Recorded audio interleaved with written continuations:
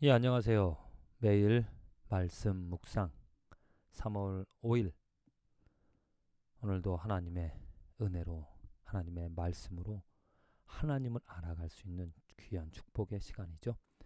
출애굽기 16장, 욥기 34장, 누가복음 19장, 고린도후서 4장의 말씀입니다. 말씀 통해서 우리가 은혜를 깨달을 수 있는 하나님의 섭리, 하나님의 사랑, 분명히 하나님은 살아계셔서 우리 일상생활 속에서 역사하고 계십니다. 멀리 계셔서 모든 걸 그냥 지켜보시는 것이 아니라 이 삶의 자리, 오늘 우리가 살아가는 이 자리에서 분명히 하나님의 손길은, 하나님의 역사는 이루어지고 있고 하나님의 뜻은 하나님께서 이루어 가시고 있다는 거죠. 나를 통하여서. 그래서 정말 우리들이 누려야 될 축복은 무엇인가? 그 하나님의 손길을 보고 하나님이 이렇게 일하시는구나. 그것을 보고 감사하며 하나님께 경배하는 것이죠. 그것을 보지 못하면 정말 장님처럼 답답한 인생을, 깜깜한 인생을 살아가는 것과 다를 바 없을 것입니다. 오늘 모세 출애굽기 16장 이스라엘 백성들이 만나와 메추라기를 얻는 축복을 얻습니다. 그들이 광야에서 이제 불평을 모세에게 하죠. 곧 그 모세에 대한 불평은 하나님께 대한 불평입니다. 또 하나님께서 그들을 어떻게 보면 징계하시지 않고 하나님의 좋으심을, 하나님의 신실하심을 보여주십니다. 매일매일 만나와 메추라기로서 그들에게 아주 신비로운 경험을. 저녁에는 보세요. 저녁에는 메추라기가 와서 진에 덮이고 아침에는 이슬이 진주에 있더니 이슬이 마른 후에 광야 지면에 작고 둥글며 서리 같은 것이 있는지라. 그것이 곧 양식, 먹을 것, 음식이라는 거였죠. 하나님이 그렇게 정말 그 이스라엘 백성은 광야에 있던 아무것 할 수 없었던 그들에게 고기도 주시고 또 음식, 양식도 주시는 그런 하나님. 그들은 일상생활 속에서 매일매일 삶에서 그 하나님의 능력을, 하나님의 사랑을 경험하며 살아갈 수 있었다는 겁니다. 얼마나 놀라운 축복인지. 그런데도 이들은 어떻게 보면 나중에 또 나오겠지만은 불평을 합니다. 계속해서. 하나님의 사랑을 알면서도, 하나님의 능력을 경험하면서도 불평하는 이스라엘 백성들. 단순히 이스라엘 백성들의 손가락질할 것이 아니라 우리들의 삶에서도 매일매일 하나님께서 우리들에게 신령한 은사를, 또 신령한 은혜들을 하나님의 말씀을 통하여 우리들에게 공급해 주시고 예수 그리스도를 통하여서 알게 하여 주신다라는 거죠. 그것을 알고도 그것을 정말 예수 그리스도의 그 피 흘리심이 없었다라면 우리가 이렇게 하나님의 자비하심을, 은혜를 얻으며 살아갈 수 있었겠습니까? 그럼에도 불구하고 우리는 불평한다는 거죠. 뭐가 없어서, 뭐가 불편해서.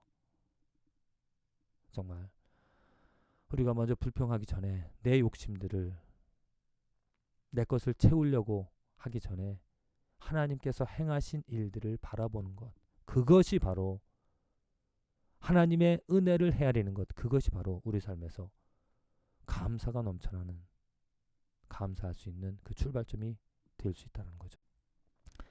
이제 욥기 34장 엘리후가 계속 욥의 잘못된 점을 지적을 하고 있습니다. 특별히 한마디로 정말 욥이 의롭지만 잘못한 것이 뭐냐면 자기 의에 사로잡혀 있다는 거죠. 자기에게 너무. 그래서 하나님은 이해할 수 없지만은 내가 왜 이런, 내가 의로운데 내가 잘못한 것이 없는데 왜 이런 것을 주시는지 나도 모르겠다. 그렇게 고백하는 욥에게 엘리후가 이렇게 이야기를 합니다.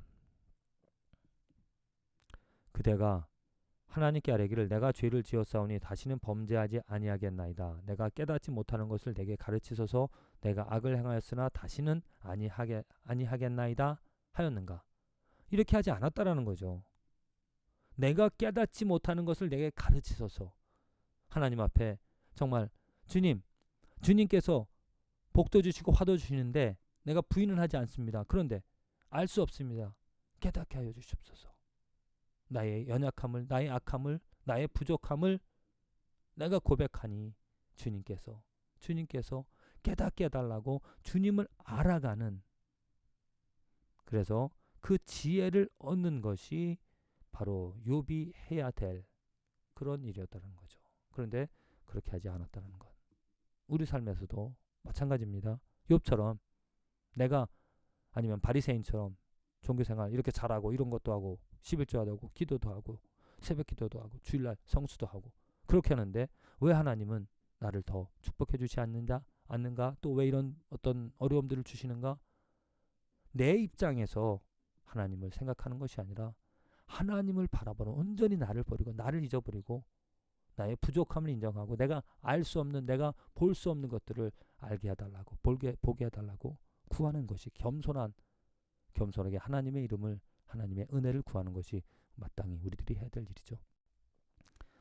누가복음 19장입니다. 예수님께서 이제 삭개오를 부르시고 그리고 열문화의 비유를 말씀해 주시고 이제 성전으로, 예루살렘으로 입성하시고 성전으로 들어가십니다. 자, 이 말씀 가운데서 저는 오늘 은혜를 받은 그 말씀이 나귀 새끼입니다. 나귀 새끼를 이용하시는, 이르시되 너희는 맞은편 마을로 가라. 그리로 들어가면 아직 아무도 타보지 않은 나귀 새끼가 매어 있는 것을 보리니 풀어 끌고 오라. 그래서 그 나귀를 타고 입성을 하시죠. 자, 정말 하나님, 예수님의 그 지혜, 예수님이 무엇을 알고 계신지, 예수님이 누구인지를 또 이 말씀을 통해서도 우리는 알 수가 있다는 겁니다. 예수님께서는 하나님과 동등된 하나님의 아들, 하나님과 같은 하나님의 존재죠.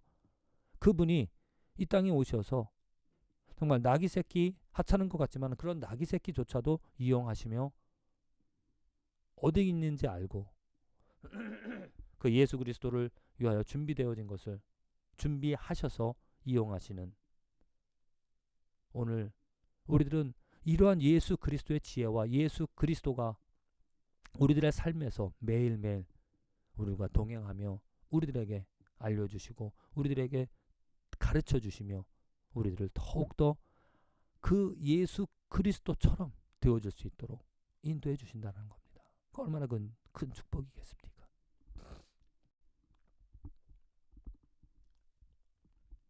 또 고린도 후서 4장입니다. 바울이 예수 그리스도 6절에 또 예수 그리스도의 지혜를 설명을 하고 있죠.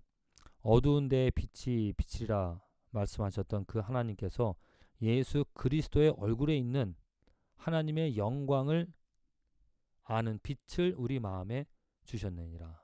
자, 하나님의 영광을 어떻게 할 수 있겠는가? 바로 예수 그리스도의 얼굴에 있다는 겁니다. 그의 삶을 통하여, 그가 행한 일들을 통하여 우리는 예수 그리스도를 알 수 있다는 거죠. 그 예수 그리스도 행하신 일, 말씀하신 것, 그것을 통해 하나님의 영광을 오늘 우리는 내 삶의 자리에서 경험할 수 있다. 그래서 정말 오늘 우리의 결론은, 내 삶에서 분명히 우리들은 하나님의 능력을 경험할 수 있다는 겁니다.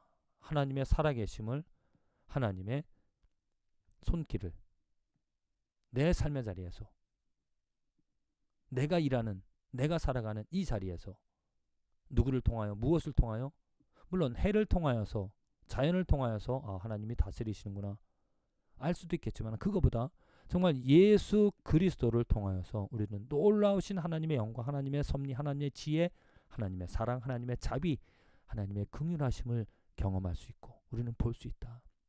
그래서 다시 한번 우리는 초점을 예수님에게 맞추는 것이죠. 예수를 바라보는 것입니다. 오직 예수만을 의지하며 살아가는 그 삶이 되어질 때 예수를 통하여 놀라우신 하나님의 능력, 사랑을 경험하며 살아가게 되어질 줄로 믿습니다. 부디 저와 여러분들의 삶에서 오늘 하루만이라도 그 영광을 보고 경험하며 감사하며 예배할 수 있는 축복된 하루가 인생이 되어지기를 간절히 기도드립니다.